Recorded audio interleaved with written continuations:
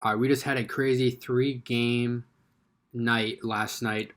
We had the Phoenix Suns versus the Pelicans, the Heat and Hawks, and the Bulls and the Bucks all playing in Game 3 of their series. So we're gonna start off with the game of the day. Now, the game of the night, it was really in between the Heat and the Hawks and the Suns and the Pelicans because they're both really awesome games. But since Trae Young is my thumbnail, I'm going to start with the Heat versus Hawks game. The Heat really had this one in the bag at the end of the third quarter. I pretty much thought this was a wrap. I did have confidence in the Hawks going into this game because since January, I believe now they are 21-3 at home, so they really have the home court advantage, and they managed to come back late in this game and get it done. Led by a game-winning floater by Trae Young, and Trae Young had a phenomenal game today. He's really struggled in the series so far, but he had a pretty good game last night with 24, 8 assists. He shot pretty efficiently, got to the line a bunch, which it's helped his case in this game, and only had 3 turnovers. The previous 2 games, he's probably like 5 of 20 from the field and like 15 turnovers between the 2 games. So definitely a better outing for him. And Bogdanovich off the bench continues to light it up. He had 18 for them. Overall, just great game from the Hawks, and it was a great comeback. I thought for a minute that the Heat were going to sweep this series because they were just so dominant at home, but then I saw that the Hawks have played really well at home in the past, in 2022.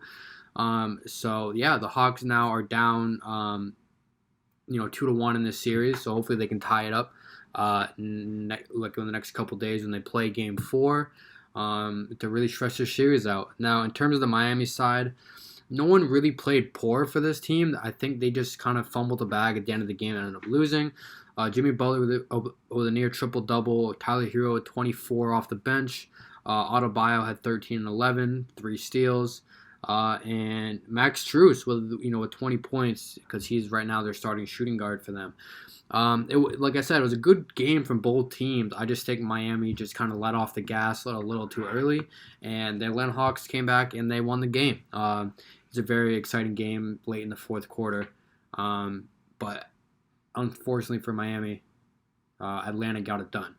So moving on to our next game, we had the Bucks versus Bulls. Really not much to talk about here. The Bucks won by 30. That is the worst home playoff loss for the Bulls in franchise history. So that's definitely tough to see, and especially it's even tougher to see when the Bucks have no Middleton.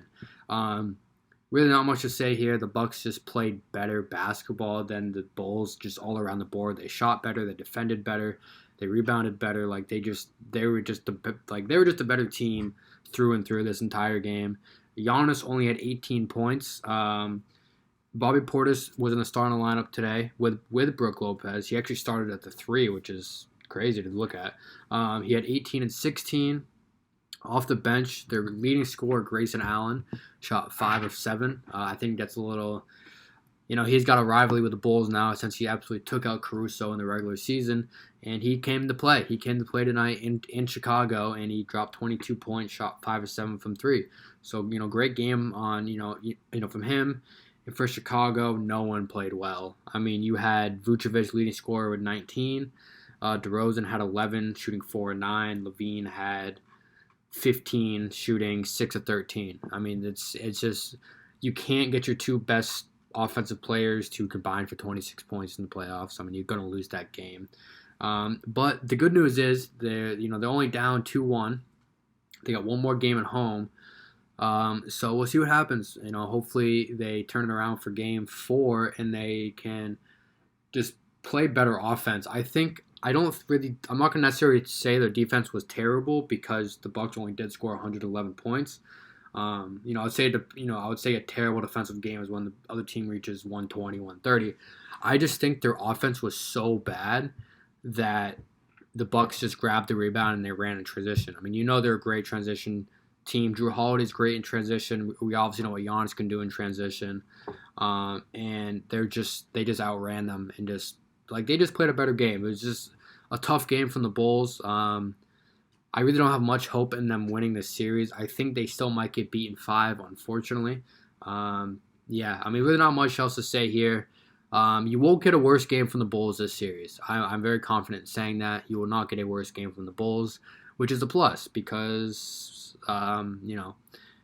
hopefully this is the worst version of the Bulls we've seen in this series. Now, finally, we have the Phoenix Suns and New Orleans Pelicans, and all I got to say about this game is Chris Paul. He absolutely took over in the fourth quarter and was unstoppable. The Pelicans had no answer for him. I think he scored like 8 straight points at one point. And he ended up, in this game, he put up 28 and 14, which in the last 2 games, he's had 28 assists without a turnover, and that beats a record by most assists without a turnover within a 2-game span, and that beat John Stockton's record, who had 20. So he actually just killed that record. He's going to hold that record for years and years and years. Phenomenal offensive player and phenomenal offensive output by Chris Paul. And then, Devin Booker's absent. You had players step up, like DeAndre Ayton had a huge game with 28 and 17. Mikal Bridges put up 17. Then off the bench, JaVale McGee had 15. And Cam Johnson, I'm a big advocate for Cam Johnson. I've liked him ever since he came out of the draft. But he started for Devin Booker, didn't really play that well. I mean, only had 8 points, but the final score is 114 to 111, so that 8 points came up pretty big for them. And that's pretty much about it. It was pretty much a Chris Paul, DeAndre Ayton pick and roll show for the Phoenix Suns. Now the New Orleans Pelicans, CJ put up 30, 11 for 23. Great offensive game from him. I've really liked the way CJ's turned out for them since he got traded. I feel like looking at this now, we've been robbed of CJ's potential the past couple of years, because even when he was back in Portland, I feel like they blew it up too late, because CJ and Dame were kind of like similar play styles. Like they're very like ball dominant, needed to have a lot of on-ball screens set for them to really succeed in offense. And obviously Damian Lillard was the best player, or, the best guard out of the two. So he is getting majority of those looks, and CJ is getting those looks when Dame is tired and on the bench, or if they're running like off-ball screens for CJ when Dame can hit him for an open 3. But I think now we're getting the full version of CJ McCollum, and I absolutely love it. This dude's a killer. He's putting up great numbers. I think he's averaging over 25 a game since he's been in New Orleans. And, another great game from him, 34-7.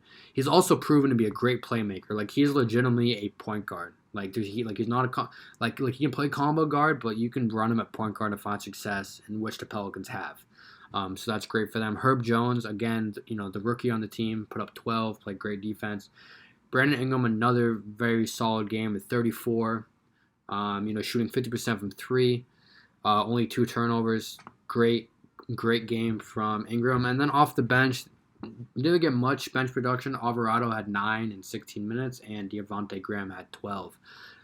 Just another tough game from the Pelicans. I don't think they're going to win even without Devin Booker, because I just don't think they have the talent to match up with the Phoenix Suns. They have Brandon Ingram, they have Valanciunas, and they have CJ, but that's still not enough against the Suns, who also have great defenders in Chris Paul and Mikal Bridges and Jay Crowder and JaVale McGee. Like they have defenders on defenders on defenders, and I just don't think the talent is enough on the Pelicans to win this series. But I could be wrong. They're going back to New Orleans for Game 4, and if it's anything like this game, they get one loose ball to go their way or one more foul to go their way, then they're going to win this game. So it's still a series for sure, especially without Chris Paul. But I still see the Suns winning in 5 or 6. So that pretty much wraps up this recap. A little shorter than my other ones. I do have to head out in like 5-10 minutes. So I gotta quickly put the thumbnail in. You don't even care about all this stuff. But if you guys made it all the way to the end of the video, comment the Chris Paul show, and I'll see you in the next recap.